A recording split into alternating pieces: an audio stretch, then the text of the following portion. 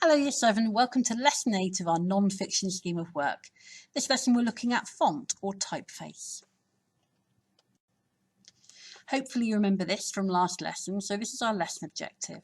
Remember, we're looking at how the decisions by the producer of a text, the maker of a text, affect an audience, and we're thinking in particular this lesson about the typeface or the font. That can include its size, its colour, its boldness, italics, its direction, and so on. Now this is a little bit of an aside really, but you're going to see these terms serif and sans serif coming up quite a lot. If you've done any French, you'll know what sans means, without. So we're thinking about what a serif is on a piece of writing, on a letter.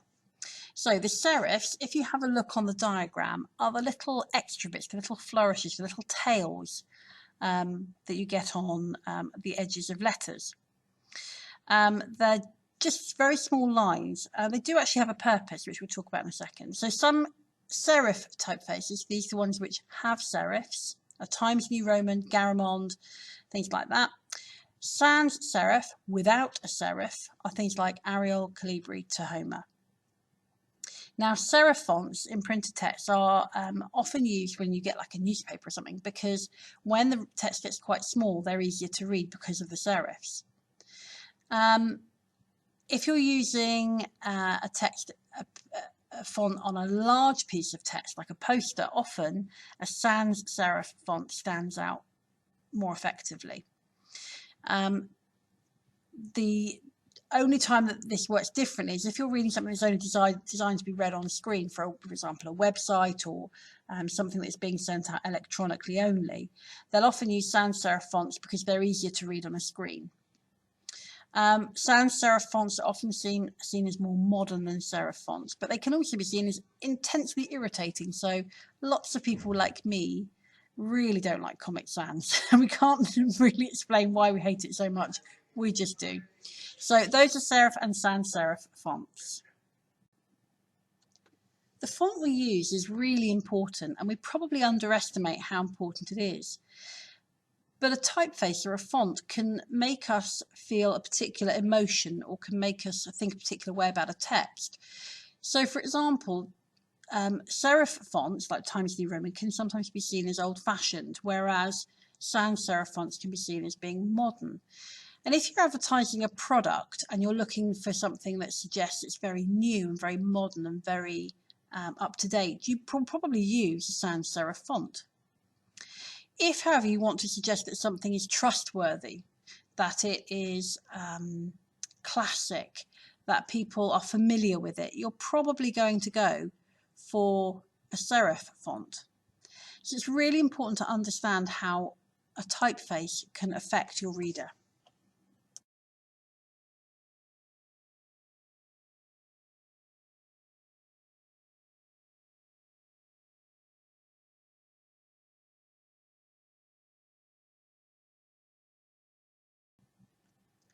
Now the font's quite small here, but I want you to have a look at these and think about the connotations of the following fonts.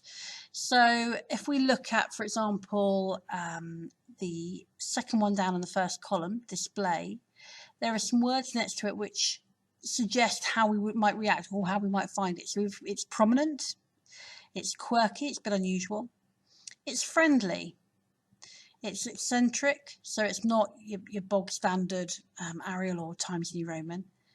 And the word chivalrous has come up with that. So the idea that we find it kind of classic, polite, it's an interesting idea. Whereas if you look at bubble, the word jovial, it's cheerful, isn't it? Sociable, fun, welcoming, exciting. So even though it's just about how the letters look, it's not about what the words say at all. Even when we're thinking about font and typeface, we've got quite a lot of interesting connotations that can come simply from that. So have a look through, please. I want you to go through and read the words that are suggested next to each of these typefaces and see if you agree. Some of them you may not, but see if you agree. Now, bearing all of that in mind, what I want you to do is to think about when it might be appropriate to use some other techniques. So when might it be appropriate to underline a word or phrase? Why might you italicize words? That's when you put them on a bit of a slant. What is the effect of writing something in bold? That's when the lines are thicker. And we talk about weight when we're thinking about bold. The more bold it is, the heavier the weight of the typeface is. And when might you make the font size bigger? It can look quite odd, but it can also be used to great effect. So when might you do that? So explore those questions on your sheet. Put your initial thoughts and ideas and examples down. If you've got any examples you can think of, put them down. Okay, and make sure you do as much detail as you can on your sheet for that one, please. Now we're going to look at an example here. So we've got 38M lottery jackpot. Now it's a lottery jackpot, so we can be sure that M means millions, not meters. Okay, so 38 million lottery jackpot. We've got 38M. It is large. It's very big on the front of that paper. Look at the size of the words Evening Telegraph. That's the name of the paper. So 38M is even bigger than that. So it's really important. It's red, but notice it's got a white outline and then a shadow on it. So that is even more important, isn't it? It really, really stands out. Then we've got lottery jackpot. It's a sans serif font. Remember what we said about how sans serif fonts are often used to draw attention. When you've got a big heading on something, they're often used to draw attention. It's black. Now that contrasts with the red, but it is very clear to see, isn't it? It's not fading into the background. If you think about it, if you ever do a PowerPoint and you try to get your writing in yellow, it doesn't ever show up. Black shows up, and that's why it's often used for headlines and things. Okay, so they're used there, and then underneath there's a smaller one as well. Syndicate of 12 bus drivers have scooped 3.1 million each in draw, so you can even consider that one as well. So have another look at this and think about how they have deliberately drawn the reader's eye to this part. Okay, it's clearly a promotion, isn't it? This example, I'm going to ask you to start with the words and think about what you would do, how you present it. Okay, so woman trapped in car for 4 days after it tumbles down cliff. So I want you to think about what typeface you're going to use. Are you going to use serif or sans serif? What colour is it going to be? Is it going to be in bold, italics, underlined? What is it going to be? Remember that the one we just looked at and what they do and don't use quite often. Okay. So think first of all about how we're supposed to feel about this. Are we supposed to be excited, interested, concerned? Is it big news? Is it not big news? You need to get the right impact. So think about what font, colour, and so on. Okay. You might also want to consider whether you change any words in the headline to alter the effect on the reader. Okay. So the word tumbles, does that sound violent or gentle? If it's a newspaper headline, do you want it to sound more violent? In which case, what could you change it to? Could you change it to plummets? Something like that, perhaps. Okay, so on your sheet or on your piece of paper, whatever you're using, make some ideas on what you would do and how you would present this headline, please. Now, a slightly different task for you now. This is a research task. What I want you to do is to go online and find a text you think has used an interesting font. It could be a film poster, magazine advert, an article. It could be an advert for a product. It could be a website, anything you think is interesting. If you've got a magazine at home, you're welcome to tear out a page and actually just annotate a page. That's absolutely fine. Okay, so screenshot it, print it, rip it out of a magazine, annotate it on screen, whatever you want to do. And I want you to then label how it's used font and colour for effect. So we're thinking about last lesson and this lesson, please. In a minute, I'm going to go back over annotation if you can't remember what that is. So just hang on if you're not sure. Remember what we said last lesson about linking the use of font and colour to the purpose and the audience of the text. So if you remember the cow advert we had, we talked about how green is linked to the idea of the environment and so on with it.